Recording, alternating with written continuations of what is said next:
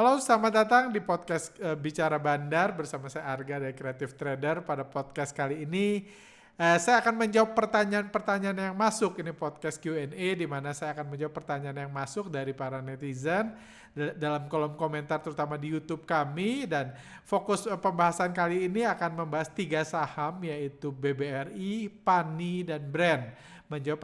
Karena itulah mayoritas saham-saham yang ditanyakan. Oke, langsung aja kita mulai. Jadi intinya podcast kali ini kami buat karena saya merasa ada banyak kesalahmengertian dari rekan-rekan yang menonton podcast. Saya sadar memang banyak newbie-newbie yang memang belum paham tentang bursa saham. Baru tahu kulit-kulitnya aja, baru tahu laporan keuangan aja, baru tahu profit, aset kayak gitu.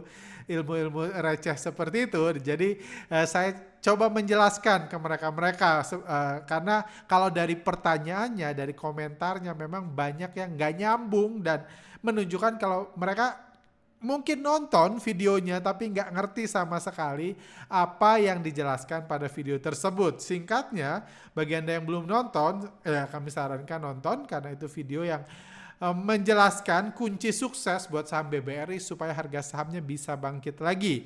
Jadi itu yang perlu dipahami pertama. Video tersebut saya launching bukan karena saya pengen BBRI semakin turun, bukan karena saya pengen para investor retail rugi semua, pahlawan bursa semua cut loss di BBRI, bukan itu. Inti utamanya bukan itu. Inti utamanya saya launching di situ karena saya prihatin dengan penurunan saham BBRI. Saya tahu ini saham paling banyak nyangkutersnya di Indonesia dan saya mengatakan ini sudah urgent untuk investor retail berhenti membeli kalau bisa melakukan cut loss. Bukan karena harga sahamnya akan terus turun, bukan. Kalau investor retail kompak cut loss, harga sahamnya akan naik. Tapi kalau investor retail pahlawan bursa beli, harga sahamnya akan turun. Itu intinya. Cuma banyak yang gagal paham, nanti Anda baca sendiri komentar-komentarnya gagal paham dengan penjelasan tersebut, dan saya pengen coba menjelaskan sekali lagi, seperti itu. Oke, jadi simpelnya, pembahasan tersebut saya lakukan 2 hari yang lalu kalau nggak salah, 2-3 hari yang lalu. Jadi setelah pembahasan tersebut setelah video dirilis ya, harga sahamnya di keesokan harinya langsung harga saham BBRI langsung bergerak naik. Harga sahamnya langsung bergerak naik. Kenapa bergerak naik? Kembali lagi, bukan karena fundamental BBRI bagus, bukan karena dividen BBRI tinggi dan lain-lain. Bukan, itu nggak ada hubungannya sama pergerakan harga. BBRI naik seperti dijelaskan karena asing melakukan akumulasi. BBRI naik kenapa? Karena retail melakukan cut loss seperti yang dijelaskan di video. Itulah syarat BBRI, harga saham BBRI bisa naik. Kayak gitu. Syaratnya itu, nggak bisa BBRI. Anda lihat nih, ketika BBRI naik, ini retail jualan. Di sini mungkin mereka profit taking, mungkin karena harganya sudah tinggi. Tapi kalau di sini saya yakin mayoritas melakukan cut loss. Retail di sini, ini indikator foreign flow, retail flow dia melakukan penurunan, korban flow-nya bergerak naik, artinya retailnya cut loss. Sehingga harga BBRI mengalami kenaikan. Syaratnya itu. Nggak bisa BBRI naik panjang sehari 2 hari mungkin bisa. Nggak bisa BBRI naik berpuluh-puluh % kalau investor lokalnya nggak jualan, nggak bisa. Kenapa? Karena saham BBRI dikendalikan asing, asinglah yang harus untung di saham ini. Karena ini punya asing, saham BBRI ya, bukan perusahaan BBRI, seperti itu. Jadi pada saat itu saya sudah happy karena saya merasa video yang saya launching berhasil. Walaupun kalau saya lihat dari komen-komen sih, mayoritas yang nonton itu gagal paham. Saya ngerti karena yang nonton video BBRI ini biasanya newbie dan nyangkuters. 4 bulan lalu pun saya buat video yang sama, orang-orang nggak paham juga. Akhirnya saya jelaskan, akhirnya mereka paham. Dan kalau Anda bandingkan video 4 bulan lalu, 4-5 bulan lalu ketika BBRI hancur, dengan sekarang yang komen itu orang-orang beda, pahlawan bursa yang berbeda, nyangkuters yang berbeda, tapi pemahamannya sama-sama ngaco. Sama-sama ngira fundamental masih bagus, saham BBRI jangan di cut loss, average down terus dan lain. Silahkan Anda cek sendiri komentar 4-5 bulan lalu di video ini juga ada jejak digitalnya dan sekarang, dan jawaban saya pun yang saya akan berikan akan tentunya sama. Jadi seperti itu. Jadi Retailnya terlihat belum paham, tapi di hari pertama video itu dirilis, at least retailnya jualan, at least retailnya cut loss. Ada retail yang cut loss, ada yang pengen beli, ada yang nunggu di bawah. Tapi kalau digabungkan semua pahlawan bursa melakukan cut loss sehingga BBRI naik. Saya udah cukup happy. Saya berharap besok-besoknya cut loss lagi. Saya nggak pernah mengajarkan ke pengikut foreign flow, sekali asing masuk, Anda langsung masuk, nggak pernah. Asing jualan berbulan-bulan, 1 bulan lebih, sekali masuk jangan langsung masuk. Memang jadi masih menunggu dulu. Tapi sayangnya hari Jumat kemarin Anda lihat indikator foreign and co-nya turun lebih banyak. Asingnya jual lebih banyak dari pembelian hari sebelumnya. Artinya apa? Di sini asing beli sedikit harga naik banyak, di sini asing malah berhasil jual lebih banyak. Jadi berhasil dia meredam ketakutan investor retail, jual lebih, jadi dengan dia naikin harga sebentar, retail cut loss sebentar, tapi setelah cut loss retail buyback lebih banyak. Anda lihat penurunan sini lebih banyak dari kenaikan sini. Lebih sedikit dari kenaikan sini. Artinya di sini korban flow-nya, para pahlawan bursa lebih banyak, pahlawan bursa yang beli hari Jumat lebih banyak dari yang cut loss hari Kamis. Itu sebabnya indikatornya semua mencetak level terendahnya lagi yang adalah indikator yang buruk. Ini kalau ini detail lebih jelasnya, kalau dari sisi korban flow Anda lihat korban flow-nya terus bergerak turun. Ini jumlah korban flow yang ini pahlawan bursa yang cut loss di sini, yang cut loss ketika harga naik itu ternyata jauh lebih sedikit daripada yang buyback ketika harga turun lagi. Itulah pemahaman yang kita lihat di komentar. Kalau BBRI turun kita beli, fundamental bagus, dividen gede, semakin turun semakin beli. Itu komentarnya dipenuhi orang-orang nggak paham kayak gitu. Yang saya jelaskan adalah kalau Anda beli harga makin turun. Kayak gitu. Oke, mari kita bahas komentar-komentarnya dan saya akan coba koreksi mereka-mereka yang belum paham. Mudah-mudahan otak dan hati mereka terbuka jadi mereka paham. Keputusan bebas, mau cut loss, mau average down, mau beli lagi bebas, tapi Anda harus paham dulu bagaimana cara kerja BBRI. Karena saya percaya orang hanya akan bisa sukses di bisnis kalau dia ngerti bisnisnya. Kalau Anda nggak ngerti bisnis saham, Anda nggak akan sukses di bisnis, nggak peduli saham apapun yang akan Anda beli. Kayak gitu. Oke, ini ada pertanyaan. Nggak perlu cut loss guys, beli terus. Gua ngarepin 2000-an soalnya, hahaha. Nah ini orang yang ngerti. Dia bukan hanya ngerti, dia nggak peduli. Dia pengen beli BBRI di 2000. Gimana caranya harga BBRI 2000? Caranya lokal harus terus beli. Akan 2000. Kalau Anda kan udah 500 juta retail yang nyangkut kan, di situ pahlawan bursa yang nyangkut. Kalau mereka mulai jualan rumah, mulai jualan mobil, semua aset-asetnya dijual, dibeliin BBRI, bisa BBRI ke 2000. Kalau mereka terus beli.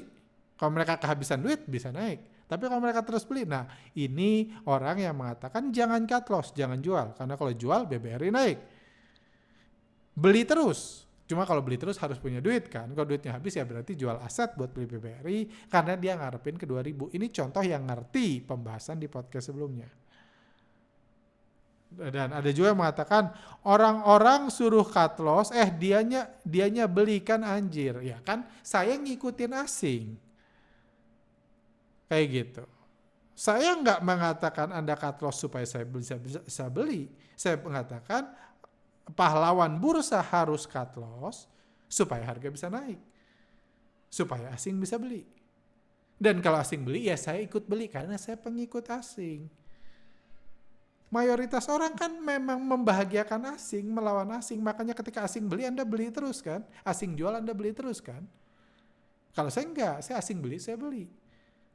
Sekarang 1-2 bulan ini asing jualan, apakah saya jual? Masalahnya saham saya sudah habis. Nggak ada lagi yang bisa saya jual. Itu aja. Saya nggak bisa menjual saham-saham saya, saham punya saya karena sudah habis. Nggak bisa jualan lagi karena saya nggak sekaya asing kayak gitu. Nanti kita bahas kayak gitu. Jadi saya bukan mengharapkan Anda cut loss supaya saya beli. Bahkan kalau saya lebih ke pro kayak Pak Adityo ini. Kalau bisa 2000, saya lebih happy buyback BBRI di 2000. Kalau saya sebagai trader. Kalau tujuan saya adalah membeli di harga semurah mungkin saham BBRI, saya lebih prefer itu. Cuma saya sebagai edukator prihatin. Makanya saya katakan stop beli. Saya nggak bisa nyuruh Anda cut loss karena saya nggak nyuruh Anda beli. Saya expect para influencer fundamentalis yang selama ini nyuruh pengikutnya cut loss supaya BBRI naik. Oke, semoga bisa dimengerti. Ini Pak Tommy Hadi, para influencer yang sering rekomen berdasarkan fundamental mungkin merupakan tim asing, karena kalau tidak direkomen maka ikan-ikan teri tidak ada yang mau beli, asing tidak bisa jual. Mungkin nggak?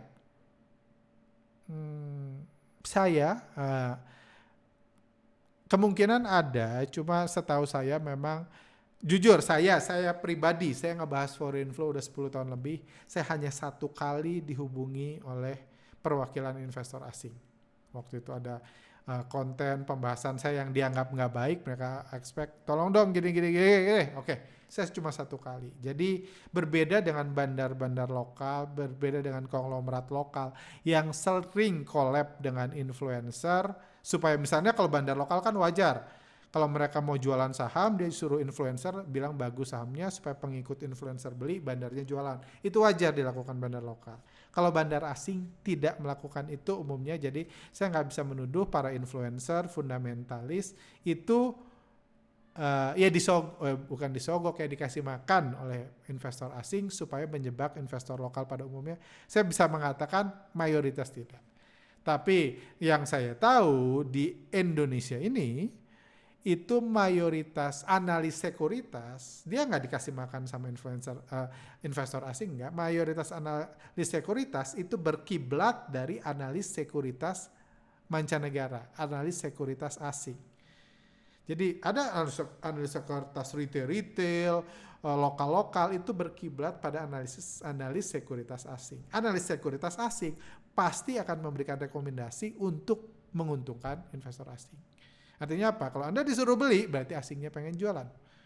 Kalau Anda disuruh jual, berarti asingnya beli, itu pasti. Karena mereka satu kubu dong. Aneh malah mereka bertentangan. Kayak gitu. Itu sebabnya mungkin itu ekosistem yang sudah dengan baik dibentuk oleh investor asing, sehingga orang-orang yang membeli BBRI, salah satunya yang beli BBRI dari asing nyangkut semua. Walaupun saya yakin mereka nggak pernah nyogok, nggak pernah ngasih makan influencer lokal untuk merekomendasikan beli BBRI, tetap BBRI jadi saham paling banyak dibeli oleh pahlawan bursa, oleh investor lokal sepanjang tahun 2024, yang dibahas di podcast sebelumnya.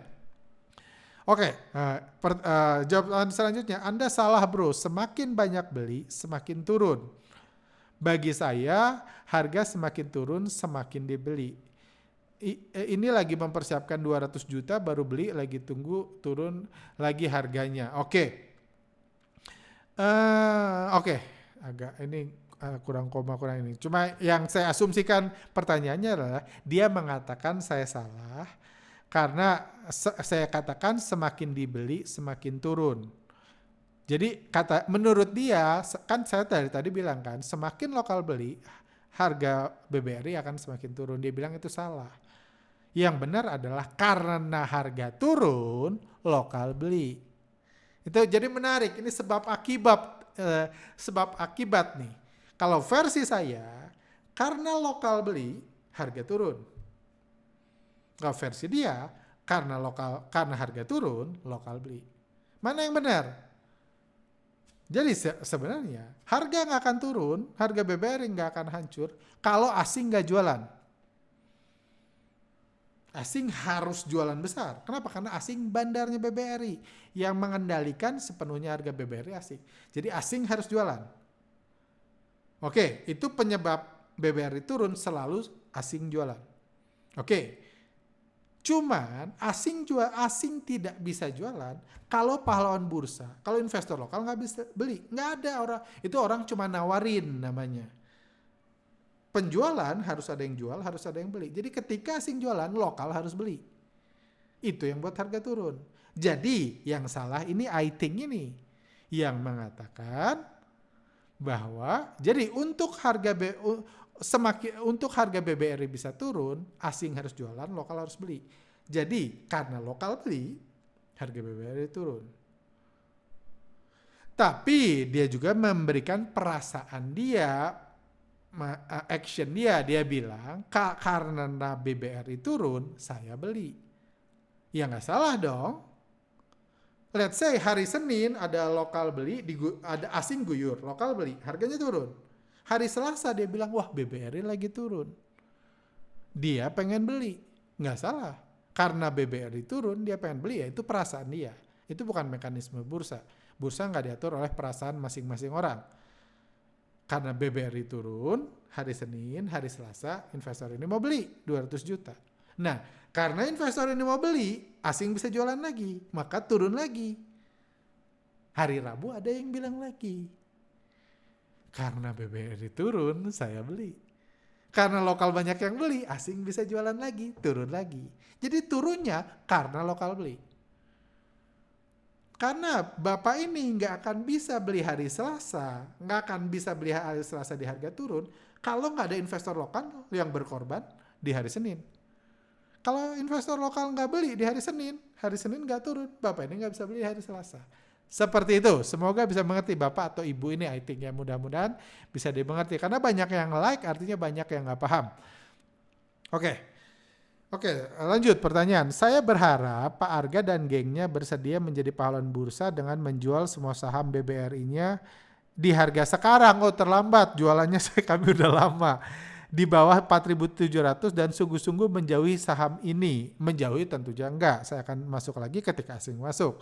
Cuma kalau dinyuruh kami jual, saya dan tim menjual, ya sudah terlambat sih. Udah nggak ada yang mau dijual. Kalau saya pribadi masih menunggu di harga lebih diskon lagi. Nah, ini salah. Justru kalau Anda expect saham BBRI semakin turun, Anda nggak berharap saya dan teman menjual. Anda harus berharap saya dan teman membeli. Membeli ketika asing jualan, makanya harganya turun. Bukan kalau saya jual, saham pertama saya nggak ada sahamnya. Kalaupun saya ada saham, saya bukan bandarnya, saya nggak bisa jualan banyak untuk menjatuhkan saham BBRI. Jadi Anda ini, Petrus ini harusnya expect kayak gini. Jangan cut loss, beli terus lokal supaya harga turun. Itu harusnya ya, jadi salah paham ini. Ya sudah, kalau memang nggak ngerti, ya mudah-mudahan sekarang ngerti. Nggak salah Anda mengharapkan diskon. Jadi kalau Anda kubu yang mengharapkan BBRI jatuh terus kayak saya sebagai trader, Anda suruh orang beli terus, fundamentalnya bagus. Anda kasih tahu seluruh teman Anda. Kalau teman Anda mau beli mobil, bilang jangan beli mobil, stop beli mobil, uangnya beliin BBRI, biar BBRI semakin turun. Kalau itu tujuan Anda. Masing-masing kan, kita berkata itu sesuai kepentingan masing-masing. Jadi masih salah pemahamannya, cuma mudah-mudahan abis ini jadi paham. Ayo Pak, takuti retail terus sampai mereka jual harga amblas ke 4.000. Itu juga salah ya, sama salahnya. Kalau retail takut, retail cut loss, sama seperti kejadian di brand ketika naik. Ketika retail takut, harganya malah naik. Ketika retail pede, baru harganya turun. Salah ya. Jadi itu ya, semoga bisa dimengerti. Oke, lu jangan lupa investor lokal itu tumbuh. Oke. Bukannya makin senang sekarang lokal sudah melek investasi, ya saya senang sebagai trader melek investasi. Yang jadi sasaran pasti blue chip yang sudah yang murah. Toh asing pun akan balik lagi. Mau nggak mau harus makan jualannya retail kalau sudah beli di harga murah. Oke. Ini orang agak gila, gorengan disebut terbaik berdasarkan kinerja yang berdasarkan kinerja dibilang buruk. YouTuber stres yang gue temuin baru ini. Oke. Pertama adalah saham terbaik di bursa saham tidak pernah dinilai berdasarkan profitnya, berdasarkan kantornya ada atau enggak, berdasarkan PER, PBV, tidak pernah. Tidak pernah ada saham terbaik berkatakan ini saham terbaik karena PER-nya paling rendah. Enggak pernah. Itu edisi tukang jualan seminar fundamental. Nggak salah mereka menyebut gitu, tapi kalau kita ngomong yang terbaik di bursa, itu bukan yang terbaik di di teori kan. Yang terbaik di bursa selalu yang naiknya paling tinggi, yang market cap-nya paling besar. Itu satu ya, jadi perbaiki yang dibilang terbaik itu. Saya nggak boleh ngomong yang terbaik, misalnya saya nyangkut di BKSL, saya ngomong menurut saya yang terbaik itu BKSL. Nggak bisa. Nggak bisa based on perasaan Anda. Yang terbaik itu yang naiknya paling tinggi, yang market cap-nya paling tinggi. Sama saya nggak bisa bilang misalnya bank ini Bank Bank Jago, Arto itu lebih baik dari BCA. Nggak bisa. Walaupun saya sebagai pengguna dua-duanya, saya tahu Bank Jago itu secara bank lebih baik dari BCA untuk kenikmatan penggunaan. Cuma karena market cap BCA lebih tinggi, harganya lebih tinggi, yang terbaik di BEI adalah BCA, bukan Arto. Mengerti ya? Semoga banyak sekali orang masih chaos pemahamannya, masih kebalik-balik, masih salah. Mudah-mudahan podcast ini bisa membuat mereka-mereka ini mengerti. Kayak gitu. Lanjut pertanyaannya. Jadi retail beli, mereka harus makan retail di harga murah. Oke, jadi retail beli murah. Jadi kalau asing belinya juga bakal akan asing pun tetap akan balik lagi, setuju. Asing akan buyback lagi, setuju. Kalau semua lokal sepakat cut loss sekarang, cut loss hari Senin mereka bisa balik lagi, setuju. Mau nggak mau harus makan jualan retail yang sudah beli di harga murah. Nah itu masalahnya. Di sini juga dibilang BRI murah. Di sini juga dibilang BRI murah. Di sini juga dibilang murah. Cuma ini akan semakin murah. Di ujungnya yang beli di sini udah mahal. Anda lihat, paling banyak pahlawan bursa itu beli di sini, di puncak, di pucuk. Paling banyak loh. Ini data loh. Ini data. Pahlawan bursa paling banyak itu beli di atas. Mereka semua ngerasa beli di harga murah. Tapi harganya semakin murah, itu aja masalahnya. Dan itu bisa berlaku terus. Bisa semakin murah, bisa semakin murah. Kalau pahlawan bursa nggak bertobat, nggak berhenti beli. Kayak gitu. Oke, lanjut. Terus kenapa asing tertarik beli BBRI kalau bukan karena fundamentalnya? Asing jualan juga karena buat biaya pemilu dan pilkada, ya kan? Sorry, bukan karena BRI kehilangan fundamentalnya. Bener nggak? Ini salah total, semua yang dikatakan salah. Cuma sorry saya ngetawain karena mungkin ini bener-bener lugu aja. Kebanyakan nonton kebanyakan nonton influencer kan. Nggak ada hubungannya ya. Jadi asing itu nggak ada cita-cita jadi wali kota, jadi bupati, jadi gubernur, itu nggak ada. Saya udah katakan podcast sebelumnya, asing datang ke Indonesia buat cari duit. Jadi nggak ada mereka jualan untuk biaya pemilu, untuk biaya pilkada, ngapain? Mereka cuma ruang lingkup asing itu cuma di bursa. Nggak ada lagi, mereka nggak butuh tuh. Di kabupaten ini jalan yang bolong ditambal, mereka nggak butuh sama sekali, mereka cuma butuh duit Anda. Nggak ada lagi ruang lingkup asing di BBRI, itu hanya di bursa saham. Jalan menuju bursa jalan menuju bursa bolong-bolong aja, menuju kantor bursa bolong-bolong aja dia nggak peduli. Karena ruang lingkupnya cuma di bursa. Jadi itu sesat banget kalau ada influencer mengatakan asing jualan karena pemilu dan pilkada. Itu luar biasa, ngaco banget pikirannya. Jadi saya nggak bisa nahan ketawa. Cuma bukan, itu nggak ada hubungannya. Oke, lanjut. Pertanyaan pertama, terus kenapa asing tertarik beli BRI kalau bukan karena fundamentalnya? Betul. Kalau Anda ngomong asing tertarik beli BBRI itu karena fundamentalnya, betul. Kenapa? Saya katakan betul, karena asing beli BBRI pada saat IPO, saya masukin datanya di tahun 2003 lalu di harga 875 per lembar saham. Betul, asing masuk kenapa? Pertama, karena asing beli mayoritas dari saham BBRI itu dibeli asing. Jadi mereka beli perusahaan sebenarnya. Kalau Anda beli mayoritas, itu Anda beli perusahaan. Kalau Anda beli pakai HP, mencet-mencet gitu, lihat-lihat candlestick, ngasih nama, itu Anda beli saham. Kayak gitu, beli saham. Karena asing punya kekuatan, punya ini di sahamnya mengatur, jadi dia beli perusahaan. Dan tahun 2003, memang saya beratus-ratus kali mengatakan fundamental sudah mati. Tapi tahun 2003, fundamental belum mati. Jadi intinya mereka jadi pemilik saham BBRI dulu, udah itu fundamental mati, ya nggak apa-apa, saya udah jadi pemilik, kayak gitu. Jadi mereka sudah beli sudah sejak lama, jauh sebelum 500 juta nyangkuters ini beli, asing udah beli, kayak gitu. Jadi mereka beli dulu betul based on fundamental, cuma sekarang nggak ada urusannya. Laba asing meroket, mereka jualan ya mau gua, perusahaan-perusahaan gua, saham-saham gua. Nggak ada urusannya lagi sama fundamental. Sekarang fundamental sudah mati. Dia boleh beli, boleh jual tanpa baca laporan keuangan sama sekali. Kayak gitu. Karena laporan keuangannya dihapus pun, kalaupun BBRI sudah nggak mau cetak lagi laporan keuangan pun, itu tetap perusahaan mereka tetap butuh uang dari investor retail. Itu. Oke, lanjut ya. Belajar dari mana ini orang BBRI itu milik Republik Indonesia, tidak akan pernah bangkrut. Oke, saya nggak pernah mengatakan BBRI milik Republik Malaysia gitu, Republik China nggak pernah. Kalau ngomong, ini sorry bukan BBRI, BRI ya. Bank Rakyat Indonesia itu milik Republik Indonesia. Kok disebutnya Bank Rakyat ya? Kan Bank Republik harusnya. Ya, BRI itu milik Republik Indonesia, betul. Tidak akan pernah bangkrut, saya doakan iya dan saya percaya iya.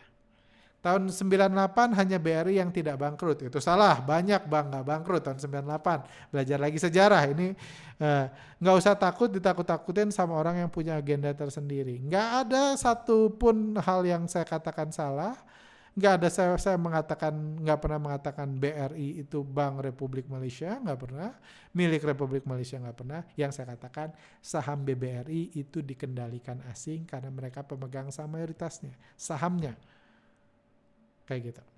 Mungkin ini gagal paham lagi. Ini udah puluhan kali saya jelaskan, cuma setiap saya bahas BRI banyak influencer pahlawan bursa yang lugu-lugu baru pengen belajar. Jadi saya jelaskan dikit ya. Jadi ini kepemilikan saham BBRI. 53%-nya ini per September dari RTI. 53,1%-nya milik negara Republik Indonesia. Oke? Jadi makanya BRI disebut BUMN, bukan BUMA, Badan Usaha Milik Asing. Bukan kan? Milik negara. Kenapa? Karena memang perusahaan Bank BRI itu dimiliki oleh negara Republik Indonesia. Banknya ya.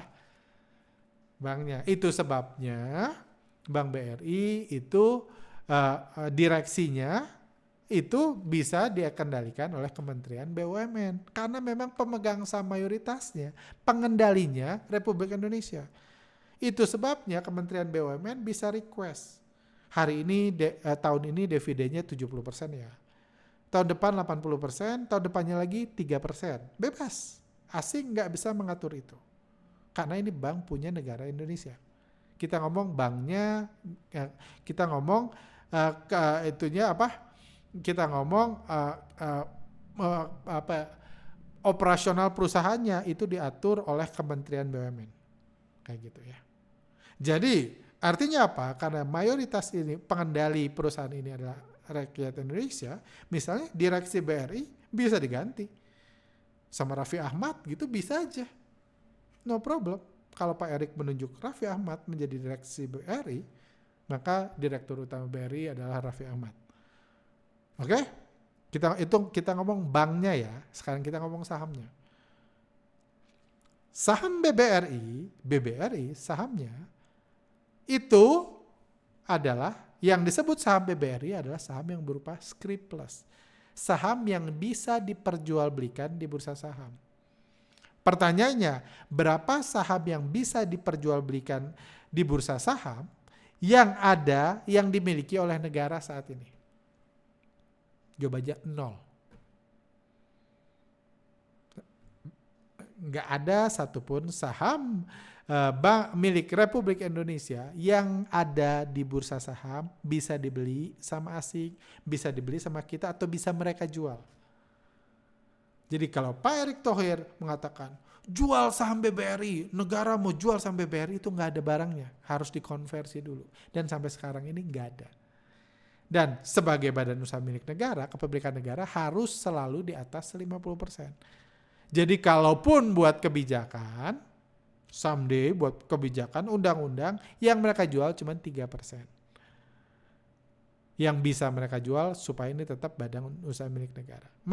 Sisanya 46% itu dimiliki oleh masyarakat kalau versi RTI. Masyarakat itu siapa? Bisa bandar asing, bisa bandar lokal, bisa orang asing, bisa orang lokal, bisa institusi asing, bisa institusi lokal. Bagi RTI, selama mereka masih bernafas atau selama ada orang bernafas di institusi itu bisa disebut masyarakat. sebanyak 46%. Jadi yang mengendalikan BBRI adalah yang mengendalikan 46% ini sahamnya. Yang mengendalikan perusahaan adalah ini. Jadi yang mengendalikan saham ini. Dari 46% ini, gimana kepemilikannya?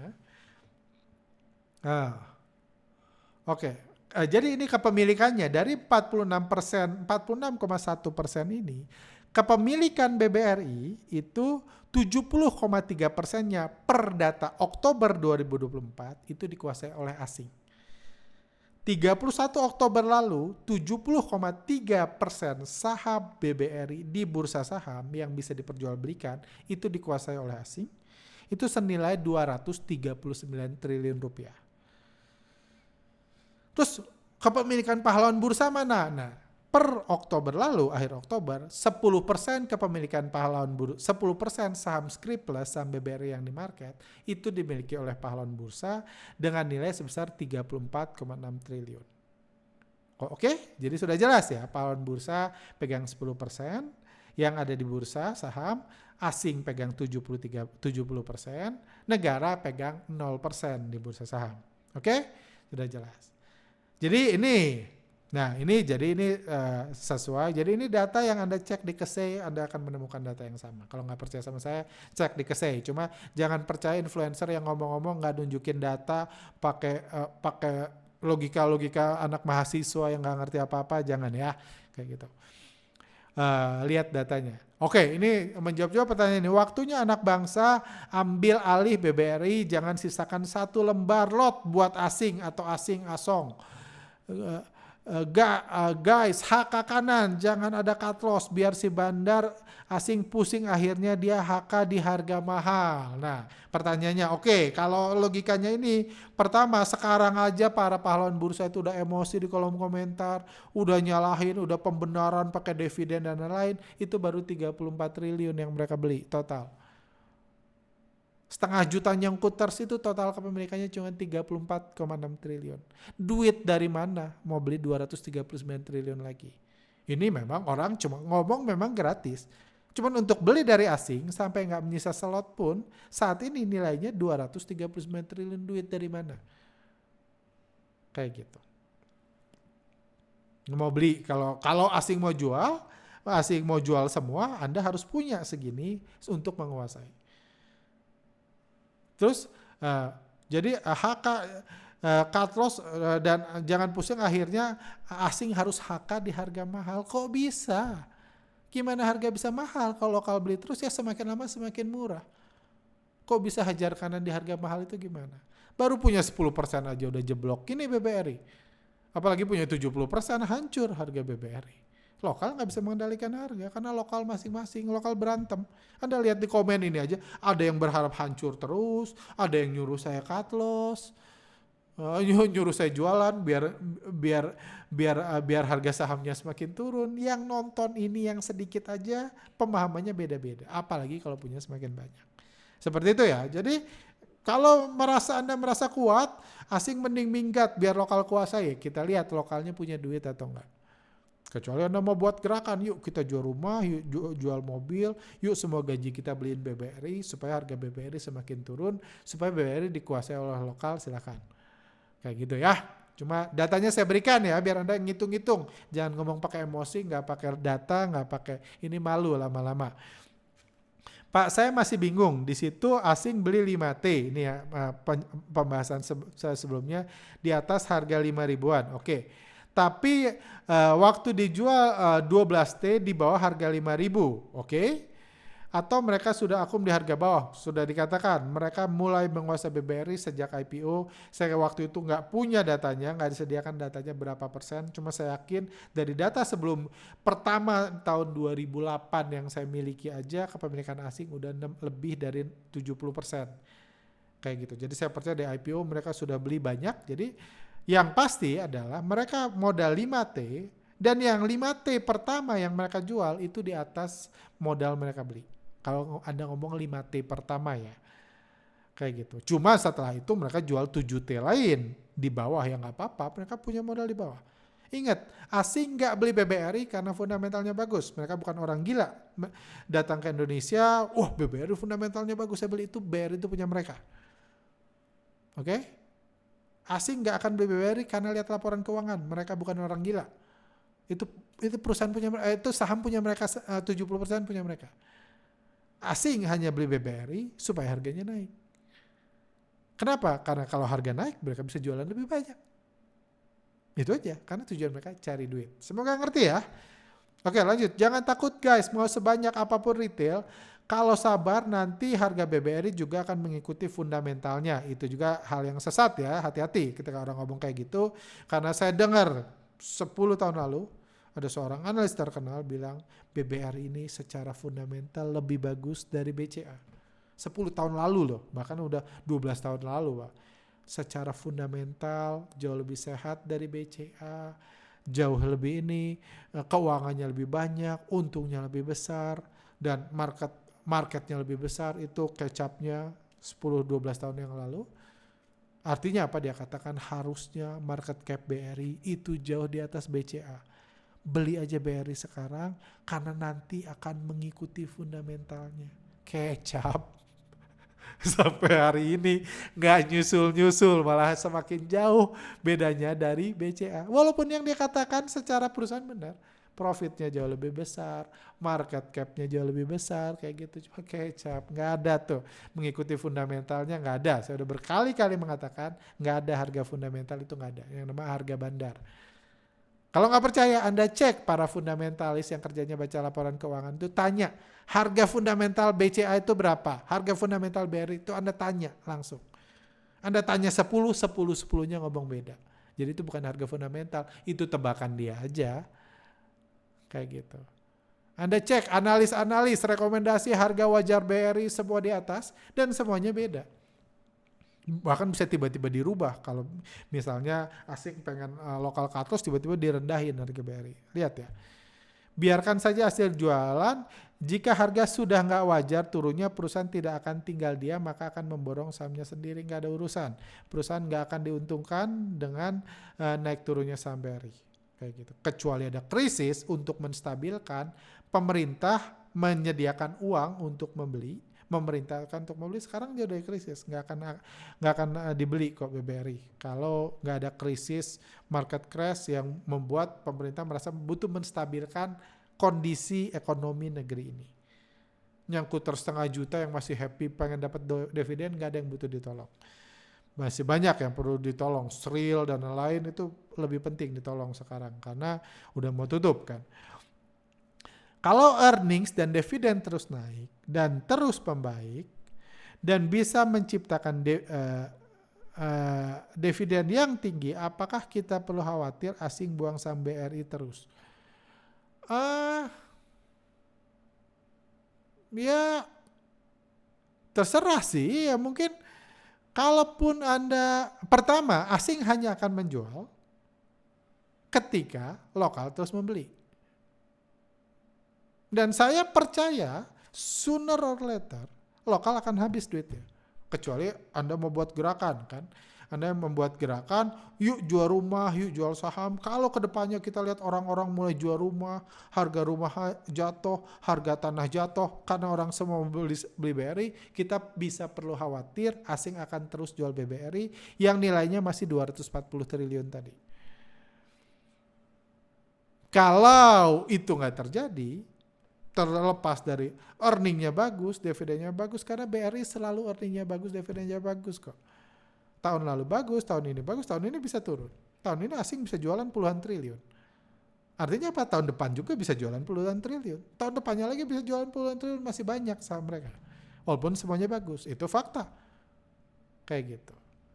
Cuma apakah akan terus menerus jualan sampai tada akhir? Menurut saya enggak. Kenapa? Karena lokalnya nggak punya cukup duit. Sooner or later lokal akan frustasi, akan cut loss, harga BRI akan naik lagi, asing akan akumulasi lagi. Seperti itu. Meskipun cut loss semua selama rupiah melemah, tetap saja akan turun karena big fund asing pasti akan terus cabut dari Indo jika terus melemah rupiah. Nggak ada urusan ya. Saya sudah tunjukkan datanya, nggak ada urusan inflow dan outflow asing dengan penguatan dan pelemahan rupiah. Nggak ada korelasinya. Itu hanya kecapmologi. Kalau Anda dengar influencer ngomong gini, Anda tanya, buktinya mana? Kasih saya data pergerakan rupiah dengan keluar masuknya asing. Korelasinya berapa, hitung pakai statistik. Tanya itu ke mereka. Jangan percaya-percaya kecap-kecap kayak gitu tanpa bukti. Kami pernah menunjukkan chartnya, cuma untuk menunjukkan lagi butuh effort. Jadi saya nggak sediakan. Kami pernah menunjukkan tahun lalu kalau nggak salah pernah kami tunjukkan. Nggak ada korelasinya sama sekali. Rupiah melemah, big fund keluar, big fund masuk, itu kecap. Nanti kalau rupiah menguat, big fund keluar, ada lagi kecapnya. Oh, karena pemilu di Amerika Serikat, karena Donald Trump, karena Joe Biden, karena Kamala Harris, karena ekonomi Jepang. Padahal rupiah lagi melemah, asing masuk. Itu kecap ya, nggak ada. Jadi tolong ini dihilangkan dari pemikiran Anda. Kalau Anda mau percaya, itu suruh influencer yang ngajarin ke Anda, tunjukkan datanya. Pasti dia nggak mau atau nggak punya. Artinya kalau dia nggak punya, berarti dia memang cuma ngecap aja. Dia cuma ngomong berdasarkan perasaan dia aja. Oke, lanjut. Be fearful when others greedy. Kalau orang-orang tamak, data membuktikan investor lokal tamak beli BRI dalam sejarah. Faktanya kalau lokal beli harga turun. Betul. Ini satu prinsip yang saya percaya. Be fearful when others greedy. Kayak gitu. Lucunya sebenarnya ada pertanyaan lain yang nggak dimasukin di sini yang mengatakan kalau saya menyebarkan ketakutan, itu waktunya retail beli. Karena saya lagi fear nih, Anda beli, ya Anda yang greedy. Saya kan sedikit, Anda banyak. Kalau itu terjadi ya semakin turun PBRI. Kayak gitu. Jadi benar, kalau hati-hati ketika lokal lagi tamak, ketika Anda lihat di kolom komentar, lokal-lokal nyalahin kami, bilang hajar aja, beli aja, jangan mau cut loss, beli terus, hati-hati. Kalau bulan-bulan ke depan orang bilang, ada influencer bilang, yuk kita jualan rumah, yuk kita jualan mobil buat BBRI. Hati-hati, karena itu berarti others lagi greedy. Kayak gitu ya, others. Karena yang banyak itu pasti pahlawan bursa. Yang cuan pasti yang sedikit, kayak gitu. Oke, lanjut. Berarti apa yang dikatakan Pak LKH bohong dong. Bahwa beli saham sama dengan beli perusahaannya. Lihat laporan keuangannya. Ya kalau Pak LKH kan belinya perusahaan, ngobrol sama ownernya, belinya juga nggak pakai HP kayak kita, nggak lihat candlestick, nggak lihat PRPBV, dia ngomong minum teh sama ownernya, udah itu jadi brand ambassador perusahaannya, ya dia bisa dikatakan beli perusahaan lah kalau dia kayak gitu. Udah jadi teman dekat sama perusahaannya, Anda dikasih apa? Anda beli BBRI, Anda ke cabang BBRI tetap ngantri Anda bukan pemilik BBRI. Pak LKH, misalnya dia ke grup MNC, diliput media, diwawancara, difoto-foto, disambut owner, itu Pak LKH. Jadi jangan samakan lah, kita beda kasta. Beliau beli perusahaan, Anda beli saham. Yang mungkin beliau jual. Kayak gitu ya. Jadi ngerti ya. Jadi jangan disamakan lah, beda kasta kayak gitu. Saya udah jelaskan, saya berkali-kali jelaskan, jadi nggak mau bahas panjang lebar lagi ya. Nonton aja please, yang nanya-nanya ini nonton podcast kami sebelumnya. Kalau Anda pengen belajar, kalau Anda pengen nyangkut, no problem. Kalau Anda pengen belajar, bingung, nonton podcast sebelumnya. Karena sebenarnya yang saya malas itu bahas berulang kali, karena banyak, hampir semua konten ini kami bahas 4-5 bulan lalu. Cuma ya karena begitu banyak pahlawan bursa yang nyangkut, begitu banyak yang nggak paham, begitu banyak yang baru tahu, nanyanya sekarang kayak gitu. Yang untung di brand itu hanya 0,00001%. Oke, dari mana ini ngitungnya? Ini contoh orang yang ngomong based on perasaan. Nggak ada data, nggak tahu udah ngitungnya gimana nih. Contoh 000.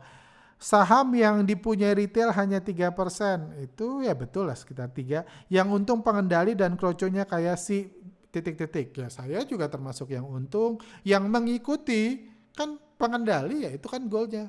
Inti dari Bandar Mogi adalah mengikuti bandar. Kalau kita ngikutin, kita untung. Betul.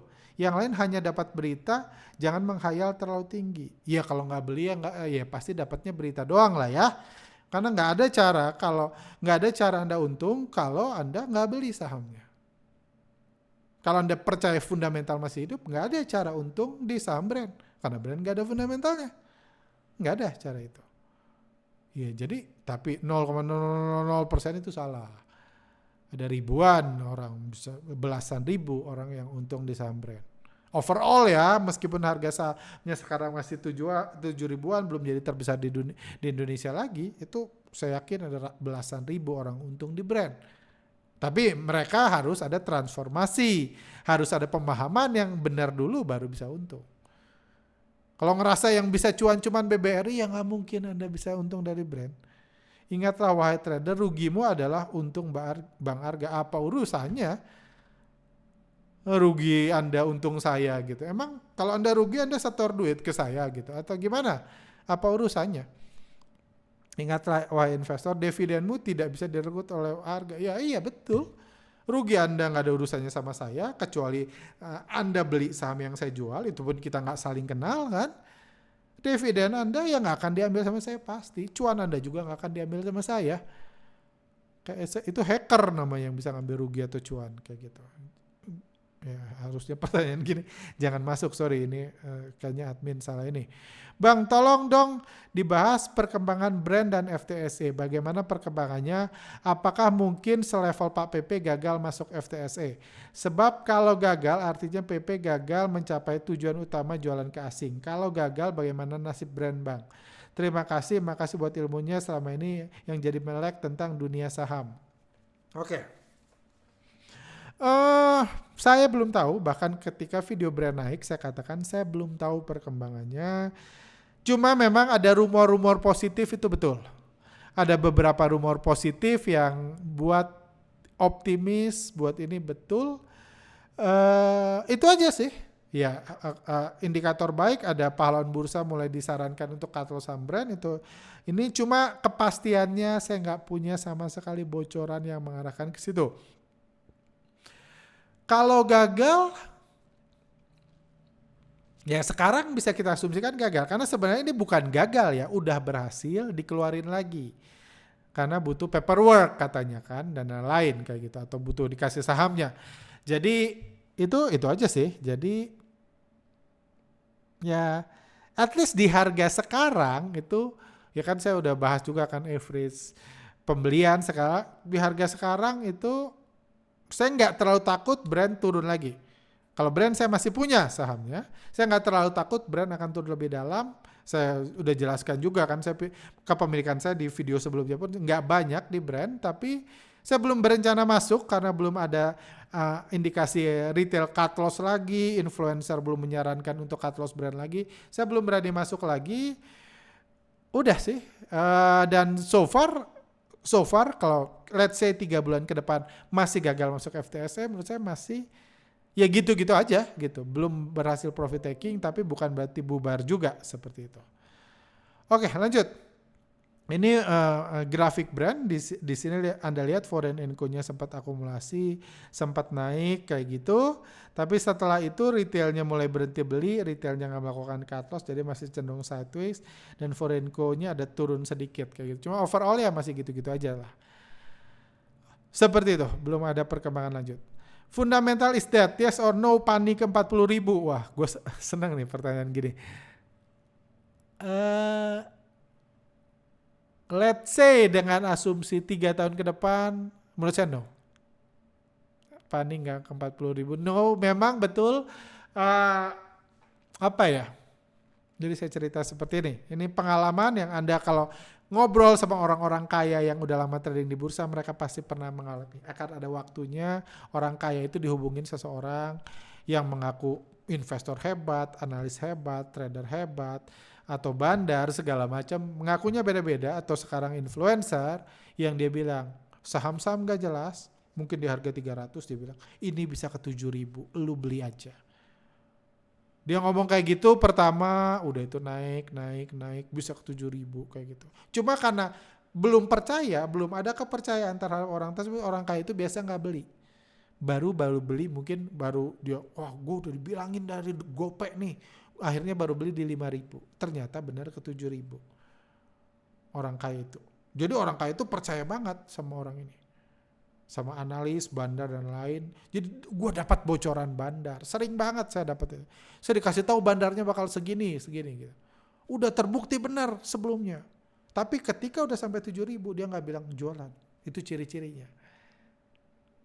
Dia akan buat kecap baru, bilang ini ke 20.000. Dan seringkali orang kaya yang beli di 5.000 ke 7.000, 7.000 bukan profit taking, malah uangnya dimasukin semua di harga 11.000, 12.000 kayak gitu. Karena dibilang mau ke 20.000. Ujungnya mereka nyangkut dibawa kabur duitnya. Itu pengalaman at least ratusan atau ribuan orang kaya yang dapat bocoran dari bandar. Seperti itu. Jadi ya itu curhat aja, nggak ada hubungannya sama ini. Cuma kalau saya tanya yes atau no, jawaban saya no.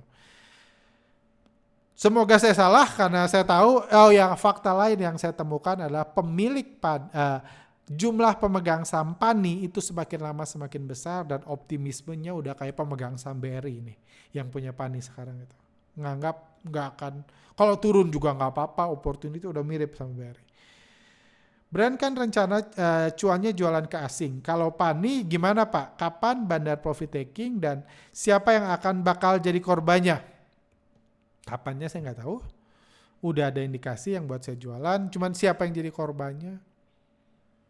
Ya, masalahnya kalau brand saya udah dengar dari awal kan. Saya ngomong dari awal-awal IPO. Kalau PANI saya nggak tahu sih. Cuma dari gerakannya sih mungkin ya kalau dia jadi lebih besar dari BRI mungkin tujuannya tetap asing ya. Kalau mereka sampai sana, cuma saya baru tahu, baru akan ngomong gitu nanti kalau udah 20.000, 25.000, ujungnya segede itu yang harus jadi korban asing lagi sama kayak brand, betul. Kayak gitu. Cuma kalau di level sekarang sih saya rasa apalagi dengan optimisme, kecintaan para pahlawan bursa, para investor retail ke PANI, harusnya investor retail juga bisa jadi, kedepannya bisa jadi pemegang saham jangka panjang di saham PANI. Seperti itu. Ini grafik PANI, korban flow-nya. Ini kembali lagi saya nggak akan ngomong jelek untuk saham ini karena saya respect banget sama pemilik saham ini. Saya seperti itu. Ini udah saya bahas. Saya udah jualan. Saya dalam kondisi nggak punya PANI lagi.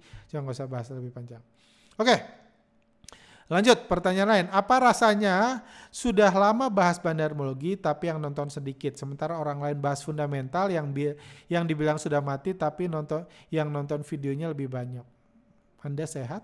Saya sehat sih, baik-baik aja. Cuma apa rasanya, nggak ada rasa apa-apa sih.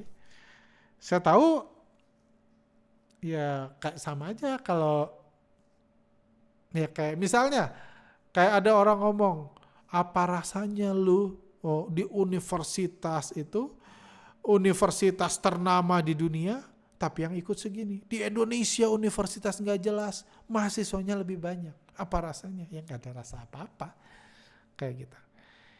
Yang saya tahu pahlawan bursa harus lebih banyak daripada pengikut bandar yang saya tahu. 1:100 aja saya happy. Kalau bisa 1:200. Pahlawan bursanya 200, pengikut bandar 1. Kayak gitu. Dan nggak ada rasa apa-apa sih. Sama sekali nggak ada perasaan apa-apa ngelihat. Karena kembali lagi ya, saya buat YouTube ini cuma buat senang-senang, cuma buat ngajar. Kayak gitu. Nggak ini kan, apa ya, ya itu aja gitu. Makanya nggak di-upgrade kualitasnya dan lain kayak gitu. Oh ini nyambung ya ini pertanyaan. Tolong buat konten yang lebih bervariasi seperti channel YouTube lain. Di outdoor, kalau mau collab influencer, lain-lain. Supaya channel YouTube-nya semakin ramai. Biasanya kalau dikatakan apakah saya pengen viewers lebih banyak, ya pengen. Cuma kalau saya harus megang-megang mikrofon, tanya kayak gitu ke kampus-kampus, saya pasti enggak. Saya punya banyak kerjaan lain daripada jadi influencer seperti itu. Pamer-pamer buat podcast di depan mobil, di dalam mobil, pasti nggak akan saya lakukan itu sampai kapanpun.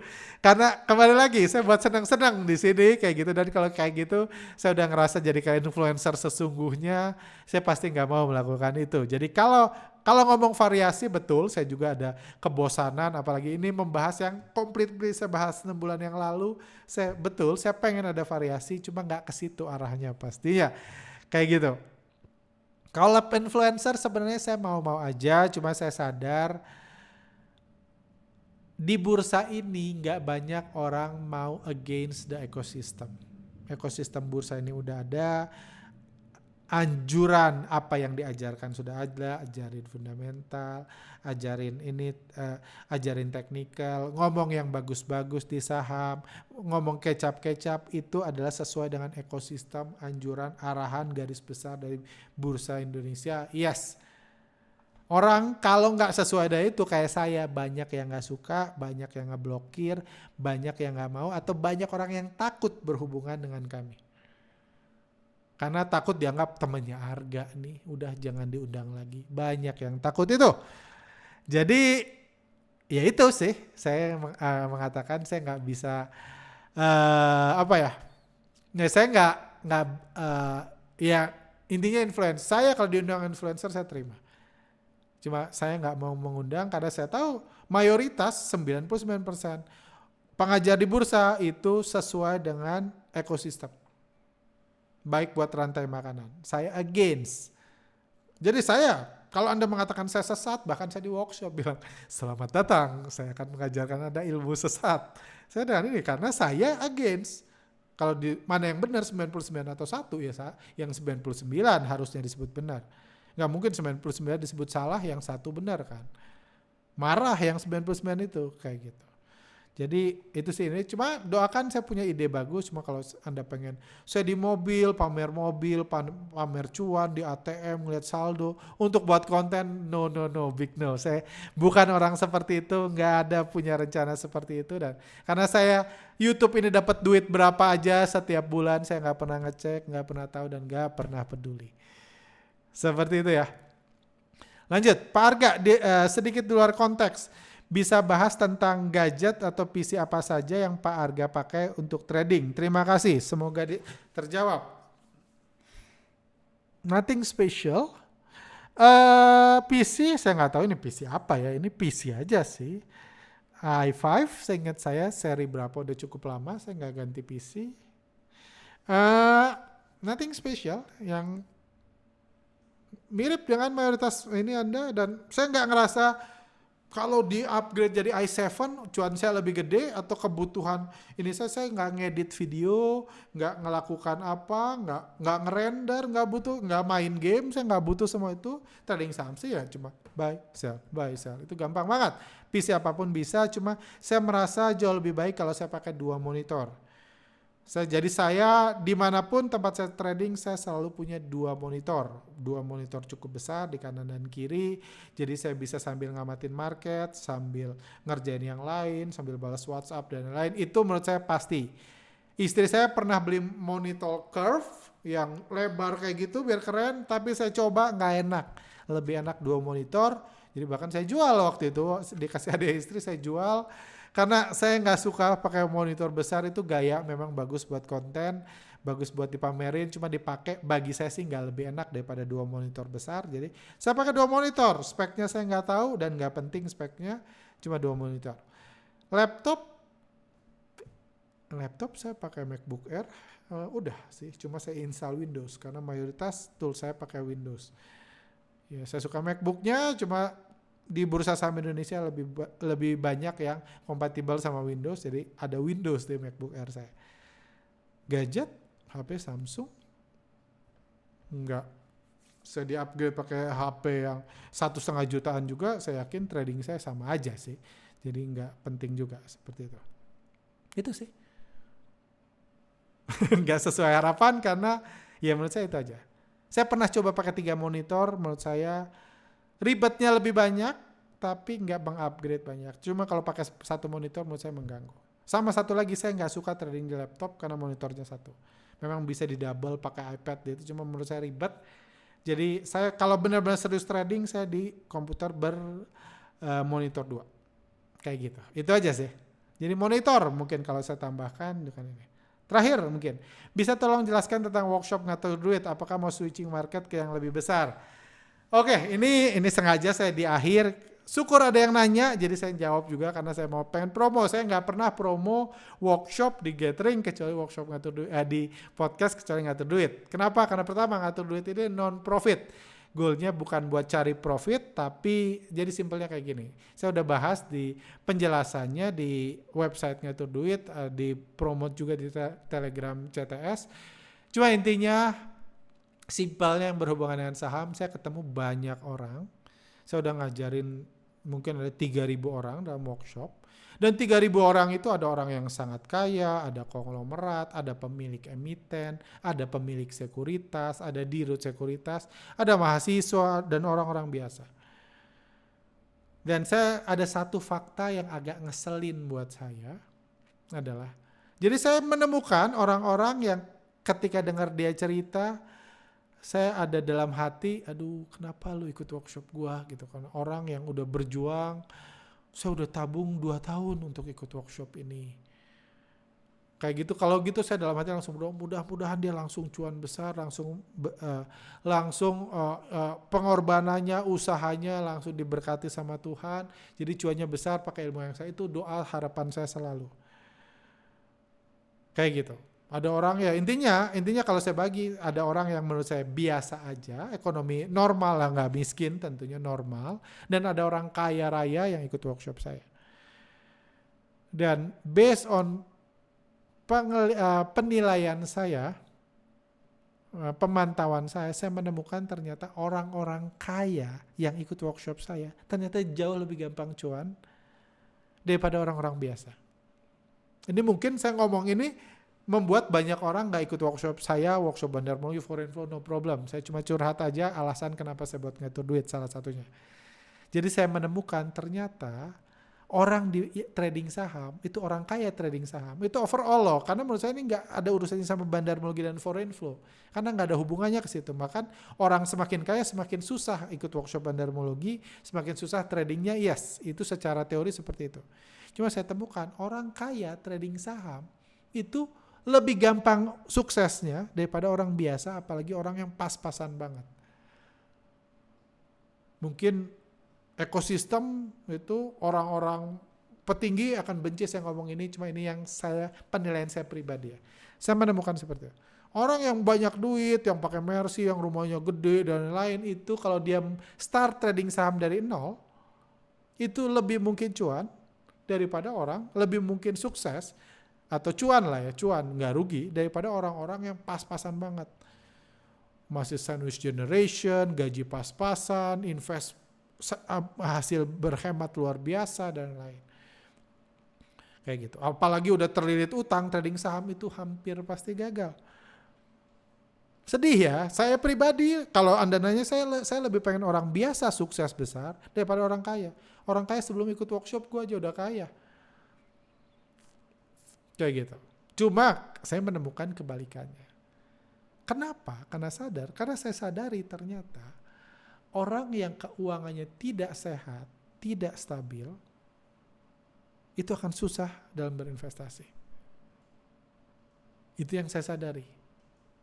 Kayak gitu. Susah orang yang gak stabil, gak sehat, terlilit utang, dikejar pinjol, itu akan susah sukses berinvestasi karena begitu banyak tekanan mental, begitu banyak pikiran, begitu banyak emosi yang dia itu yang membuat dia susah sukses dan berinvestasi saham apapun tekniknya. Jadi saya ngerasa pada saat itu, wah gua itu ngajar S2, tapi banyak yang ikut gua belum lulus SD. Dia udah berkorban abis-abisan supaya bisa ikutin ilmu S2, tapi yang belum lulus SD. Makanya saya buat belajar saham dari nol lagi. Non-profit, seminar untuk ngajarin orang dari nol dengan harga murah untuk ngajarin basic-basic. Sekarang saya buat lebih bawah lagi, ngatur duit. Wah, panjang sih cerita kenapa saya buat ngatur duit. Tapi intinya adalah saya pengen menyehatkan dulu ekonomi, menyehatkan dulu keuangan seseorang, baru dia bisa memutuskan berinvestasi. Sehat itu nggak harus banyak, yang penting stabil, yang nggak penting nggak bergejolak. Caranya supaya sehat, Anda harus ngelola uang yang Anda dapatkan, gaji income Anda setiap bulan dengan lebih baik. Itu alasan saya buat ngatur duit. Makanya bulan November ini saya sengaja nggak ada workshop sama sekali. Sepanjang bulan November di CTS saya udah buat seminar di perusahaan TBK hari Jumat kemarin. nanti ada di gedung apa, saya nggak bisa sebut, dan di mana-mana. Saya ada di 3 tempat tahun ini, dan saya di akhir November saya buat workshop di Jakarta dan secara online. Workshop ini mungkin cuma akan diadakan setahun sekali, karena saya tahu orang nggak banyak yang pengen belajar ngatur duit, semuanya pengen nyari duit. Tapi kembali lagi saya menemukan kalau keuangan Anda sehat, Anda akan lebih mudah ngelola uang, dapat duit. Jadi ini fokusnya adalah mengajarkan mengelola keuangan Anda dengan baik. Uang Anda loh, saya nggak akan nyuruh Anda beli saham, nggak akan nyuruh Anda beli asuransi, produk lain nggak. Saya cuman mau mengajarkan Anda gini nih cara mengelola uang dengan baik. Dan untuk tahun ini nama workshopnya Ngatur Duit for Family, jadi ini diperuntukkan buat keluarga-keluarga. Untuk mengelola uang dari hari pertama gajian sampai gajian lagi, gimana mengelolanya, prioritasnya apa aja, apa tuh yang harus didulukan, apa yang harus di belakang, dan seterusnya. Seperti itu. Oke. Sorry, sebentar ada error sedikit. Sorry. Jadi kurang lebih itu yang akan diajarkan di seminar ini. Jadi kalau Anda mau, Anda bisa ke website ngaturstripduit.com atau lihat di Telegram kami juga ada, atau di Instagram saya. Ini seminar yang akan diadakan. Harganya murah, saya nggak masukin harganya di sini. Bisa diikuti suami istri, bisa diikuti online atau enggak. Cuma ini aja, kalau Anda berminat, Anda merasa Anda nggak tahu, karena setahu saya nggak ada satu institusi yang ngajar ngelola uang. Ada ngajarnya beli ini, invest di sini, tapi ngelola uang saya belum menemukan satu yang benar fokus ngajarin ini. Dan ini adalah non-profit, kalaupun ada uang lebih dari pengadaan seminar ini, semuanya akan diberikan buat tujuan, buat proyek-proyek kemanusiaan. Seperti itu.